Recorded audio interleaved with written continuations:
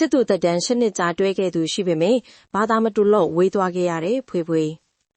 နာမည်ကြီးမင်းသမီးဖြစ်တဲ့ဖွေးဖွေးကရုပ်ရှင်တိုင်းမှာအောင်မြင်နေပေမယ့်အချစ်ရေးမှာတော့မအောင်မြင်ခဲ့ပါဘူးဖွေးဖွေးရဲ့ချစ်သူလို့ပြောလိုက်ရင်အောင်ရဲလင်းကိုပဲပြေးမြင်မိကြပေမယ့်တကယ်တော့အောင်ရဲလင်းအပြင်နောက်ထပ်ချစ်သူတယောက်လည်းရှိခဲ့ပူပါတယ်အဲ့ဒီချစ်သူနဲ့ဖွေးဖွေးက8 နှစ်ကြာတွဲရင်ကြပေမယ့်လည်းဘာသာမတူတာကြောင့်အဝေးသွားခဲ့ရပါတယ်